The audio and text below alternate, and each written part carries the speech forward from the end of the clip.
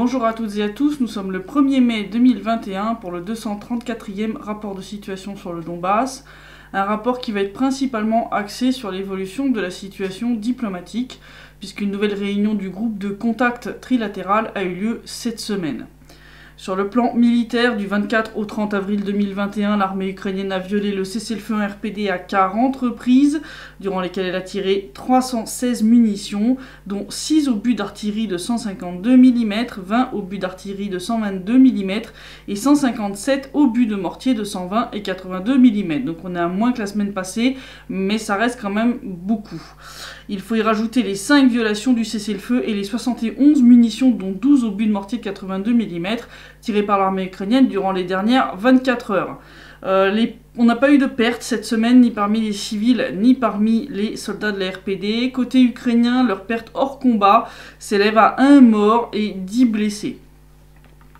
Si le nombre de violations du cessez-le-feu a baissé, par contre, le nombre d'armes lourdes déployées près de la ligne de front côté ukrainien a drastiquement augmenté, puisque cette semaine, les services de renseignement de la RPD ont détecté le déploiement de 89 pièces d'armement lourd en violation des accords de Minsk côté ukrainien, à savoir dans le détail un obusier D30 de 122 mm, 5 systèmes de défense antiaérien OSA, 3 systèmes de défense antiaérien Strela 10, 3 systèmes de défense antiaérien Zhuzhka, 1 système de défense antiaérien Shilka, 4 chars d'assaut dont le modèle n'est pas précisé, 26 chars d'assaut T-64, 2 véhicules de transport de troupes blindés type BTR, 29 véhicules de combat d'infanterie type BMP, 3 automitrailleuses type BRDM, 5 véhicules de transport de troupes type MTLB et 4 véhicules blindés.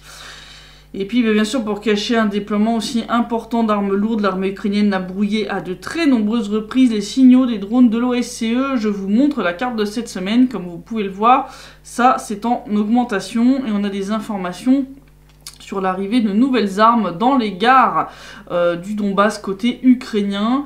Donc malheureusement, je pense que les chiffres vont continuer à augmenter.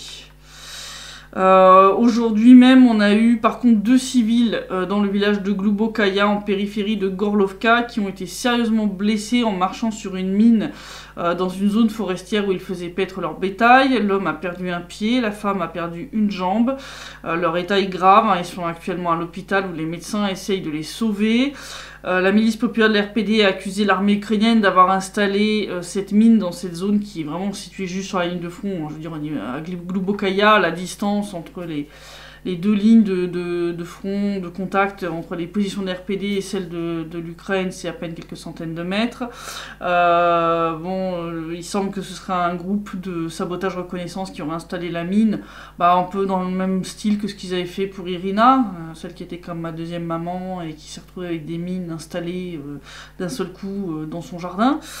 Donc la milice populaire a rappelé à la population de faire très attention dans les zones près de la ligne de front, justement, de ne pas aller s'aventurer dans ces zones-là où potentiellement des groupes de sabotage de reconnaissance ukrainiens peuvent aller installer des pièges ou des mines antipersonnelles. Ça c'est vraiment un truc, il faut que les gens fassent vraiment très très attention. Et comme je le disais, le site web de cette semaine est principalement axé sur la situation diplomatique, puisque si sur le plan militaire, la situation reste sur une sorte de statu quo, sur le plan diplomatique, l'Ukraine essaye maintenant désespérément de justifier son retrait des accords de Minsk. On a eu ainsi Volodymyr Zelensky qui a donné une interview au Financial Times en disant que faut modifier les accords de Minsk, hein, donc soit faut changer le format de Minsk, l'ajuster, ou utiliser un autre format. Il a sorti quand même que en gros fallait aller plus vite, hein, que ça va trop lentement, qu'à l'allure à laquelle les négociations vont, il y en a pour une éternité, et qu'il faut accélérer le rythme parce que y a des gens qui meurent chaque jour. Oui.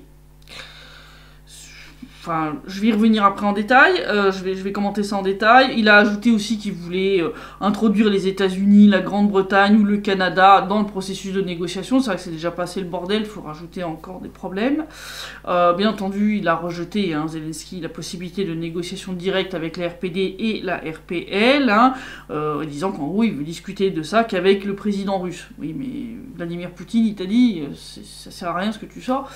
Je te parlerai pas du Donbass. Voilà, si tu veux veux parler des relations bilatérales, tu viens me voir à Moscou. Sinon, pour le reste, comme il l'a dit, tu vas discuter avec les dirigeants de la RPD et de la RPL. Bon, alors je vais commenter un peu plus en détail la déclaration de Zelensky. Je rappelle qu'il n'est pas possible de modifier les accords de Minsk. De 1, parce que les accords de Minsk ont été validés par une résolution de l'ONU. C'est pas un morceau de papier toilette, je veux dire, t'en fais pas ce que tu veux. Hein, je veux dire, ça a quand même valeur de... On va dire de droit international, donc je veux dire, tu peux pas modifier le truc comme t'en as envie, comme ça, parce que ça t'arrange pas. Hein. Et puis de 2, comme l'a souligné Sergei Lavrov, le ministre russe des Affaires étrangères, l'ordre des accords de Minsk, les différents points, l'ordre dans lequel ils doivent être accomplis, ça a été pensé, hein, je veux dire, ça a été dûment pensé pour éviter un massacre, hein, parce que si on rend le contrôle de la frontière avant qu'il y ait une vraie résolution politique du conflit, ça va se terminer en épuration ethnique. Je veux dire, faut dire les choses comme elles sont. Et puis ajouter de nouveaux participants au format Normandie, ça fera que compliquer le processus, parce que, bon, en plus, vu la rhétorique, entre autres, des États-Unis, on se doute bien que Washington va profiter de la moindre occasion pour mettre des bâtons dans les roues de la Russie, donc ça va foutre encore un peu plus le bordel, comme si ça n'était déjà pas assez. Et puis concernant la vitesse, vu le sabotage constant des négociations par l'Ukraine, si tu veux venir se plaindre du temps qu'elles prennent, alors qu'ils sont eux-mêmes responsables du fait que ça fait 6 ans que ces accords ont été signés et 6 ans qu'ils n'ont toujours pas été mis en œuvre, ça s'appelle du foutage de gueule. Voilà, ça s'appelle du foutage de gueule. Bon, clairement, le sabotage des négociations par l'Ukraine est de plus en plus flagrant et ça plaît pas trop à Paris et Berlin, mais ils osent pas trop hausser le ton, donc... Comme ils mettent pas la pression nécessaire, je vois pas pourquoi l'Ukraine cesserait ses opérations de sabotage. Hein, je veux dire, l'impunité lui convient très bien. Et en plus de saboter le processus de négociation, l'Ukraine ment éhontément dans ses commentaires à propos des réunions, puisque comme je vous le disais en début de site-rep, cette semaine il y a eu une nouvelle réunion ordinaire du groupe de contact trilatéral, hein, donc c'est pas une réunion urgente comme il y avait eu la semaine dernière. Donc je vous rappelle, la semaine dernière, on avait commencé tout doucement à avancer sur le document qui doit préciser le fameux mécanisme de coordination. Hein, donc c'est le mécanisme qui doit permettre un dialogue direct entre l'Ukraine, la RPD et la RPL en cas de violation du cessez-le-feu pour pouvoir y mettre fin, justement. Et bon, ça avait bloqué sur les points de procédure, on va dire, concrets. Bon, donc là, les 27 et 28 avril, on a eu une nouvelle réunion ordinaire. On espérait arriver enfin au bout avec la signature de ce fameux document, hein, pour amener en fait à une diminution du nombre de violations du cessez-le-feu, puisque comme je vous dis, là même si ça baisse un peu cette semaine, on est quand même à un chiffre trop élevé, hein, alors qu'on est censé avoir un cessez-le-feu permanent et indéfini. Hein, donc on voulait enfin arriver à remettre le cessez-le-feu sur les rails, mais malheureusement, comme à son habitude, l'Ukraine a saboté en long, en large et en travers la réunion du groupe de contact. Ils ont même rajouté une couche de mensonges à la sortie. Donc déjà, dès le premier jour, ils ont commencé, lors de la réunion du groupe de contact, en charge des questions politiques. Hein, donc je vous rappelais qu'on avait eu plusieurs sessions où ils nous avaient fait du chantage en mode si Maya Pirogova elle est là, nous on vient pas à la réunion. Donc pendant plusieurs sessions, ils se sont pas pointés. Bon, on avait, grâce à la pression de l'OSCE, obtenu un compromis qui était de dire on retire tous les représentants de la société civile des deux côtés et seuls les officiels, c'est-à-dire ce qui était le format de négociation jusqu'à l'année dernière, négocient dans cette réunion du groupe de contact. D'accord. Donc on s'était dit c'est bon, c'est terminé le sabotage de ces réunions. C'était sans compter sur l'imagination débordante de l'Ukraine,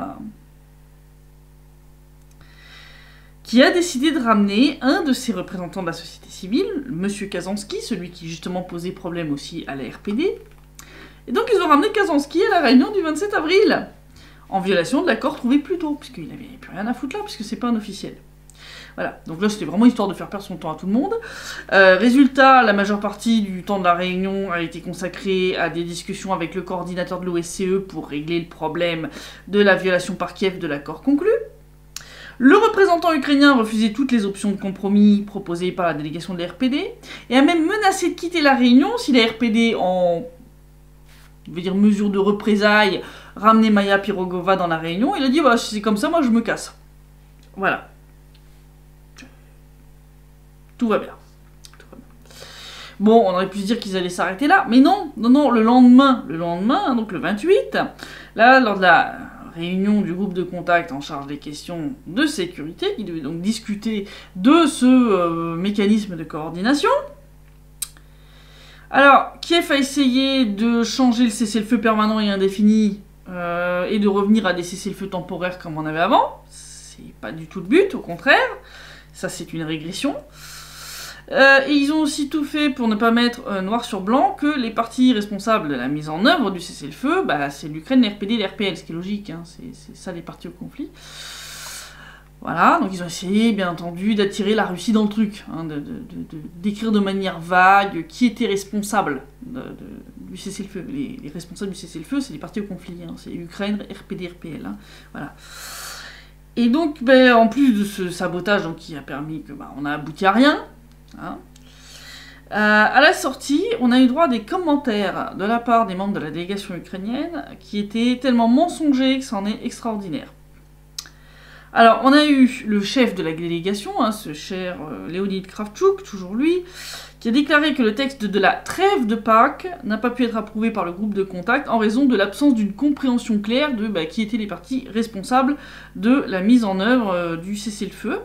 Et Alexei Arestovitch est allé plus loin dans le délire en prétendant que le représentant russe aurait déclaré que la RPD et la RPL n'étaient pas l'objet des négociations. Sauf qu'en fait, c'est des mensonges éhontés à plus d'un titre.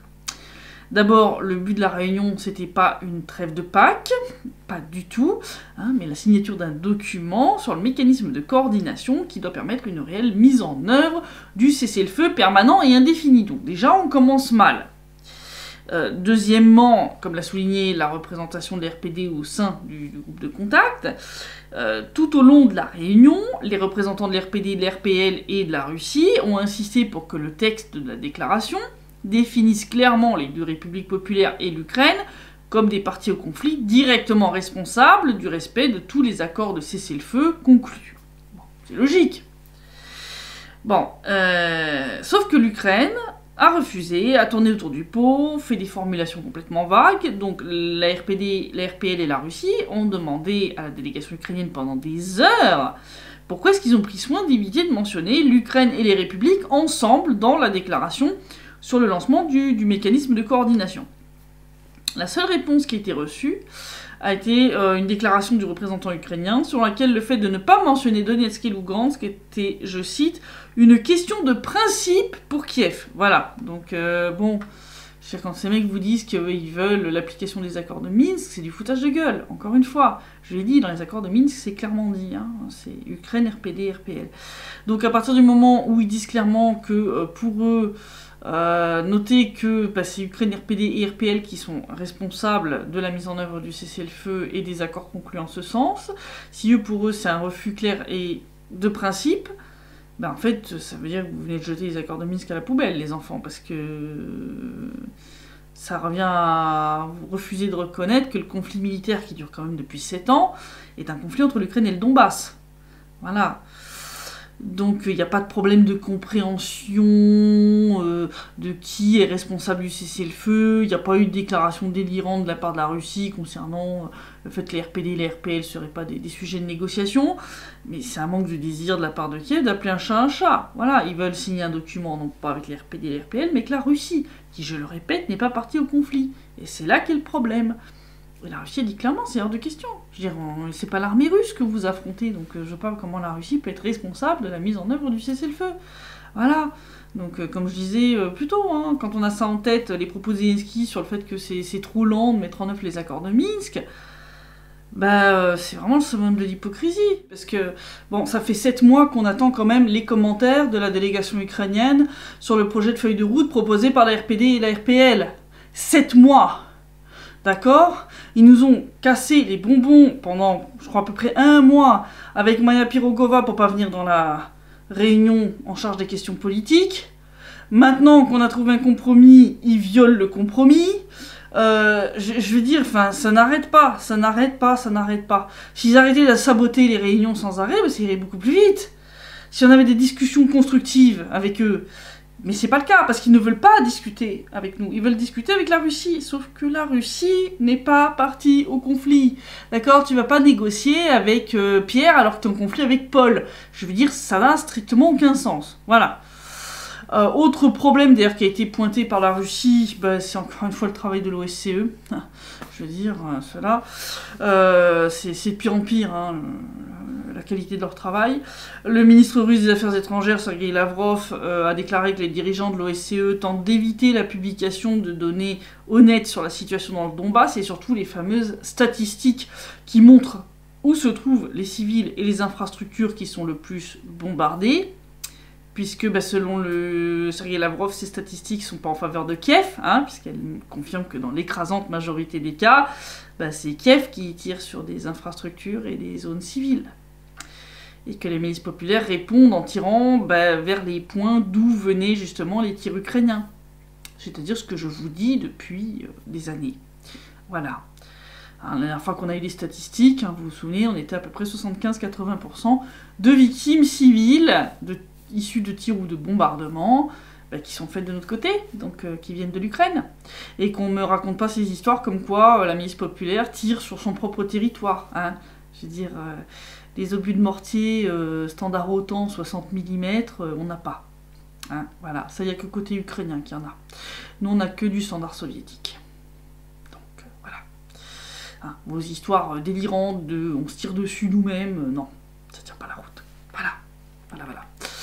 Je vais parler brièvement de deux lois qui ont été passées là cette semaine par le Parlement de la République populaire de Donetsk. Deux lois sur la propriété immobilière. La première qui transfère la propriété des terrains et biens immobiliers appartenant à l'État ukrainien ou à la RPD. Et l'autre, ben, les biens immobiliers appartenant à des banques ukrainiennes, transférés aussi à la RPD. D'ailleurs, cette deuxième loi met aussi fin aux obligations financières des résidents de l'RPD qui avaient pris un crédit auprès d'une banque ukrainienne. Donc, comme je disais, la première loi donc, vise à transférer les biens immobiliers et les terrains qui appartenaient soit à l'État ukrainien lui-même, soit aux municipalités ukrainiennes. Donc, ils seront transférés respectivement, soit à la RPD, soit aux municipalités de la RPD. Hein. Donc si un terrain appartenait à une municipalité à l'époque de l'Ukraine, elle est transférée à la municipalité au sein de la RPD. Donc on reste sur le même niveau. Si c'est un terrain qui appartenait à l'État, il va être transféré au niveau de l'État au sein de la RPD.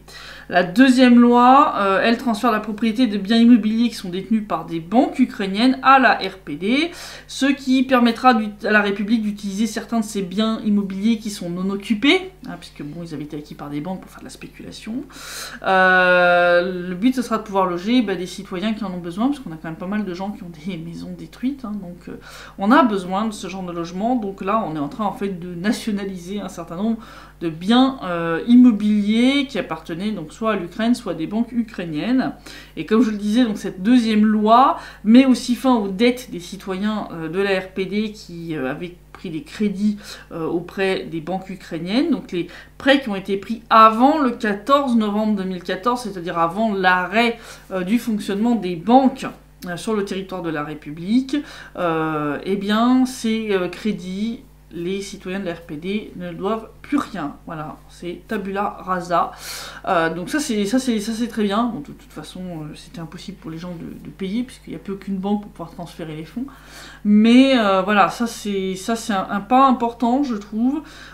J'espère que ça va permettre de régler un peu le problème qu'on a au niveau du logement pour les personnes qui ont perdu leur logement ou les réfugiés internes, c'est-à-dire les personnes qui viennent des zones qui sont actuellement occupées par l'armée ukrainienne et qui ne peuvent pas rentrer chez eux parce que ça serait trop dangereux. Donc toutes ces personnes-là, il y a des besoins énormes en logement. Donc si on peut effectivement récupérer des biens qui appartenaient soit à l'État ukrainien, soit aux banques ukrainiennes, et en faire bénéficier les citoyens de la RPD, c'est pas plus mal. Voilà. Il n'y a pas de pendant ce temps-là à Kiev. J'ai beau fouiller, même sur dialogue.oua, là, ils ont été assez sérieux cette semaine, presque. C'est un peu flippant. Donc je pense que le message est passé, ils ont compris que c'était pas un concours de débilité. Je vous l'avais promis, je l'ai fait. Donc j'ai publié sur Donbass Insider l'article sur le processus d'obtention de mon passeport russe. Donc je vous mettrai le lien dans le sommaire pour que vous puissiez aller le récupérer, le lire. Je signale que la semaine prochaine, à cause des festivités, puisque le 8, le 9 et le 11 mai, nous allons avoir les festivités liées tout simplement au jour de la victoire, puis au jour de la République, donc qui commémore la proclamation officielle de la République populaire de Donetsk à l'issue du référendum qui a eu lieu le 11 mai 2014. Donc il va y avoir quand même beaucoup de festivités et donc il y en a le 8 mai à Saour Mogila comme chaque année. Donc je ne pourrai pas cumuler à la fois le fait de faire le reportage et le fait de faire le site rep, c'est pas possible. Comme en plus le 9 mai tombe un dimanche, je vais donc devoir travailler durant ce qui est mon seul jour de repos. Donc la semaine qui vient je vais prendre un certain nombre de jours de repos pour me préparer parce que c'est assez physique, aussi bien Saour Mogila que le fait de devoir rester debout pendant des heures pendant les différentes parades le 9 et le 11 mai. Donc je vais me reposer un petit peu en avance pour être en pleine forme pour ces 3 jours intensifs de reportage. Donc ne vous inquiétez pas si vous ne voyez pas d'articles certains jours, c'est tout à fait normal. C'est que je me repose en prévision du fait que je vais perdre mon seul jour de repos et que je vais devoir tenir pendant ces 3-4 jours intensifs, vu que comme chaque année on risque de faire une mission humanitaire, certainement à destination des vétérans. Donc on va cumuler pas mal de choses d'un coup, donc ça va être assez lourd. Voilà, donc 8 mai, ne vous inquiétez pas, vous verrez pas de site rep, mais vous aurez la vidéo du reportage à Saour Mogila, et donc c'est tout à fait normal, ne vous inquiétez pas. Voilà. Donc je vous dis à dans 15 jours pour le prochain rapport de situation, et d'ici là, portez-vous bien.